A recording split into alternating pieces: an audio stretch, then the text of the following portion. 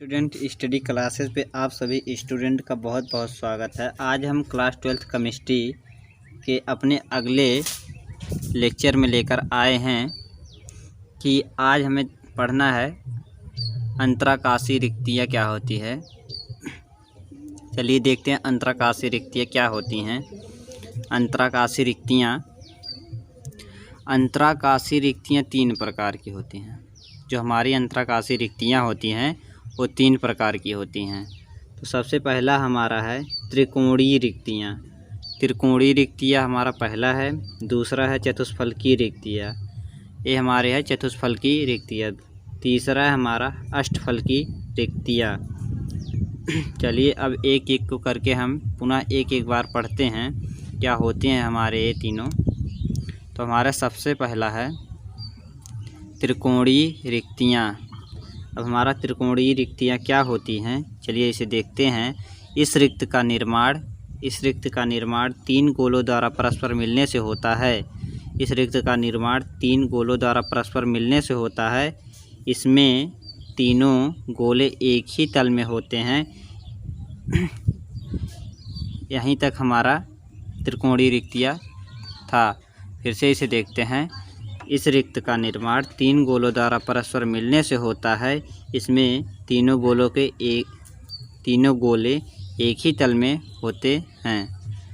अब हम मान लेते हैं यदि रिक्तियों की त्रिज्या स्मॉल आर तथा गोलों की त्रिज्या कैपिटल आर हो तो त्रिकोणीय रिक्तियों में हमारा त्रिज्या स्मॉल आर बराबर होता है 0.155।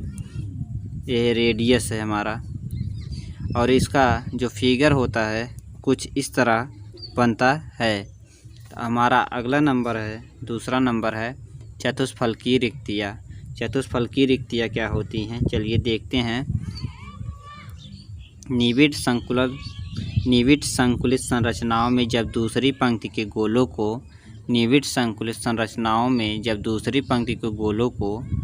पहली पंक्ति के तीन परस्पर स्पर्श करते हुए गोलों के ऊपर रखा जाता है तो चतुष्फलकीय रिक्तियाँ बनता है। फिर से देखते हैं। निविड संकुलित संरचनाओं में जब दूसरी पंक्ति के गोलों को पहली पंक्ति के तीन परस्पर स्पर्श करते हुए गोलों के ऊपर रखा जाता है तो चतुष्फलकीय रिक्तियाँ बनता है। अब हमने मान लिया यदि चतुष्फलकीय रिक्तियों की त्रिज्या स्मॉल आर तथा गोलों की त्रिज्या कैपिटल आर हो तो हमारी इसकी त्रिज्या क्या आएगी, स्मॉल आर बराबर 0.225 रेडियस। ये हमारा इसकी फिगर चतुष्फलकीय रिक्तियाँ की इस प्रकार बनेंगी। चलिए हम अपना अगले पृष्ठ पर चलते हैं और तीसरा हेडिंग देखते हैं कि अष्टफलकीय रिक्तियाँ क्या होती हैं। चलिए देखते हैं अष्टफलकीय रिक्तियाँ। इसका निर्माण 6 गोलों से होता है। इसमें रिक्तियाँ द्विकोणीय होती हैं और 6 गोलों द्वारा घिरी होती हैं। इन 6 गोलों के केंद्र बिंदु अष्टफलक के 6 कोनों पर होते हैं। फिर से देखते हैं। इसका निर्माण 6 गोलों से होता है। इसमें रिक्तियाँ द्विकोणीय होती हैं और 6 गोलों द्वारा घिरी होती हैं। इन 6 गोलों के केंद्र बिंदु अष्टफलक के 6 कोनों पर होते हैं। अब अष्टफलकीय रिक्तियों की त्रिज्या हमने माना। यदि अष्टफलकीय रिक्तियों की त्रिज्या स्मॉल आर तथा गोलों की त्रिज्या कैपिटल आर हो तो अष्टफलकीय रिक्तियों की त्रिज्या स्मॉल आर बराबर 0.414 रेडियस होगी। अब हमारा अगला हेडिंग है कण की त्रिज्या तथा इकाई सेल की भुजा में संबंध। कण की त्रिज्या जो होती है और भुजा में जो संबंध होता है ये हम आपको बताने जा रहे हैं। ये हमारा एक घन है और इस पर अवयवी कण उपस्थित हैं। जो छोटे छोटे कण है ये हमारे अवयवी कण है, यही उपस्थित हैं। और ये हमारे अवयवी कणों को अलग स्थान पर लेकर एक चित्र जिसमें बनाया गया है और इसमें इसकी भुजा जो है वो ए है तथा इसका रेडियस यानी त्रिज्या स्मॉल आर है। स्मॉल आर और स्मॉल आर 2 आर और भुजा ए हो है तो 2r बराबर a, तो r बराबर a/2 हमारी त्रिज्या आ जाएगी। यही कण की त्रिज्या तथा इकाई सेल की भुजा में संबंध है। चलिए हम अपना अगला हेडिंग देखते हैं कि अगला हेडिंग हमारा क्या है। तो अगला हेडिंग है अंतःकेंद्रित घनीय एकक कोष्ठिका। अब अंतःकेंद्रित घनीय एकक कोष्ठिका में क्या होता है इसे देखते हैं। तो हमारे छोटे छोटे अवयवी कणों को एक लाइन में बैठाकर उसके एक दूसरे कण पे रख देते हैं एक अन्य कण। तो इसकी त्रिज्या यहाँ से यहाँ तक स्मॉल आर है, फिर यहाँ से यहाँ तक स्मॉल आर, यहाँ स्मॉल आर, यहाँ स्मॉल आर हमारा 4r होता है। तो हमने एक त्रिभुज बना लिया। तो इसकी भुजा a और a है, तो हमने इसमें पाइथागोरस प्रमेय लगा दिया। चलिए, कर्ण का वर्ग बराबर लंब का वर्ग धन आधार का वर्ग। तो हमारा कर्ण का वर्ग है AC का स्क्वायर बराबर हमारा a हो गया आधार, तो a का वर्ग प्लस a हमारा इसका वर्ग कर दिए तो a square plus a square हो गया। तो AC का वर्ग बराबर 2a स्क्वायर हो गया। तब अगर यदि हम AC का मान निकालेंगे तो इधर वर्ग था, उधर जाके वर्गमूल में √2 हो जाएगा। ये वर्ग था तो ये वर्ग से बाहर निकल जाएगा। इसके बाद हमारा AC का मान है r, तो 4r हो जाएगा। 4r बराबर √2a, तो r बराबर हो जाएगा √2 × a/4। ए हमारा अंतःकेंद्रित घनीय एकक कोष्ठिका का संबंध त्रिज्या से है। चलिए हम अगले पेज पे चलते हैं। अब हमारा अगला हेडिंग है फलक केंद्रित घनीय एकक कोष्ठिका के लिए। तो हमारा फलक केंद्रित घनीय एकक कोष्ठिका में क्या होता है इसे देखते हैं। तो हमने एक घन बनाया, तो उसके एक किनारे से एक भुजा इसका a लिए, यहाँ से a तक हमारा √a हो गया और यहाँ से हमारी भुजा a हो गई।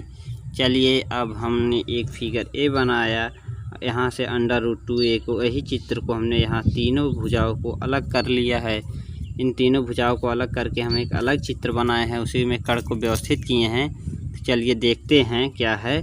तो हमारा यहाँ जो r 4r है, तो फिर हमने पाइथागोरस प्रमेय लगाया।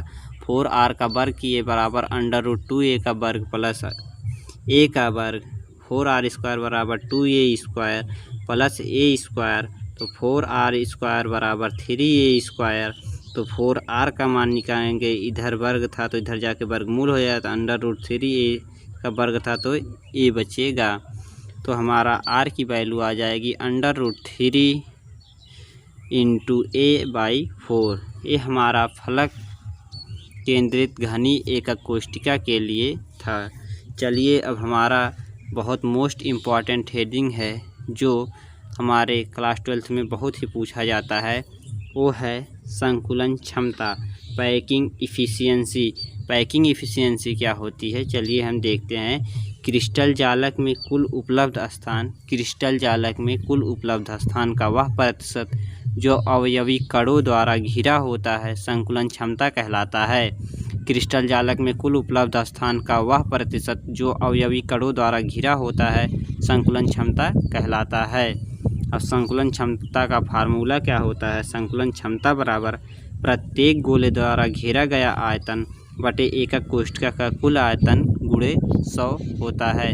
यह हमारा संकुलन क्षमता निकालने का फार्मूला है। अब हम अपना अगला हेडिंग देखते हैं कि अगला हेडिंग हमारा क्या है।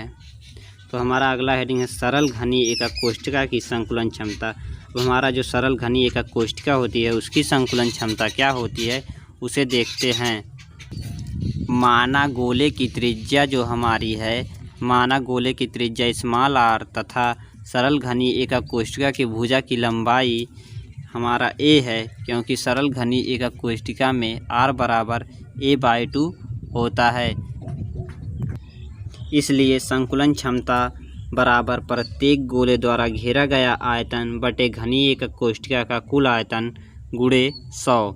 तो अब हम प्रत्येक गोले द्वारा घेरा गया आयतन, तो हमारा ए घन का आयतन 4/3 πr³ बटे a का क्यूब गुणे 100 और r का वैल्यू हमारा है a/2। चलिए 4 अपान 3 पाई गुणे a क्यूब बाई ए हमारा जो r था वो इसी के स्थान पे a/2 रखेंगे तो a का क्यूब बटे 8 हो जाएगा। तो हमने यहाँ 4 से 8 को काटा तो 2 बचा, a के क्यूब से a के क्यूब को काटा तो हमारा हुआ गुणे 100 बचा, और इस 2 का गुणा जाके यहाँ पे होगा 6 हो जाएगा, तो पाई/6 गुणे 100 हो जाएगा। अब हम 100 को गुणे पाई से करके 6 के बटे में लाएँ और 100 का गुणा पाई की वैल्यू रख दिए और इसका गुणा कराएंगे तो पाई/6 गुणे 100 अपान 100 डॉट या क्रॉस पाई/6। उसके बाद हमने जब 100 का मल्टीप्लाई पाई के वैल्यू से कराया तो हमारा 314/6 आया, और जब हमने इसको भाग दिया तो हमारा 52.33% आया। हमारा जो राइट आया ये है हमारा 52.33%, ये हमारा निकला है। अब हम अपने अगले हेडिंग की तरफ चलते हैं, और अब हमारा अगला हेडिंग है फलक केंद्रित घनी एकक कोष्ठिका की संकुलन क्षमता। फलक केंद्रित घनी एकक कोष्ठिका की संकुलन क्षमता क्या होती है, चलिए अब इसे देखते हैं। तो ये हमारा घन है और इसके अवयवी, इस पे उपस्थित अवयवी कण है, और ये इसके भुजा जो है हमारा स्मॉल a है। और अब हमने यहाँ पे एक दूसरा फिगर बनाया है, इसे देखिए, इसका भुजा a है तथा इसकी त्रिज्या 4r है, r r r r, तो 4r, और हमने इसका त्रिभुज ABC लिया है। तो हमने फिर पाइथागोरस प्रमेय का प्रयोग किया, तो यहाँ से AC का वर्ग बराबर a² प्लस a², AC का वर्ग बराबर 2a², तो AC बराबर √2a, तो 4r बराबर हो जाएगा √2a, तो r बराबर हमारा हो जाएगा √2a/4। तो हमारा संकुलन क्षमता जो होगा वो होगा 4 गोले का आयतन बटे एकक कोष्ठिका का आयतन गुणे 100। तो हमारा 4 गोला है, उससे पहले 4 का मल्टीप्लाई कराएंगे, उसके बाद गोले का आयतन जो होता है 4/3 पाई r क्यूब होता है।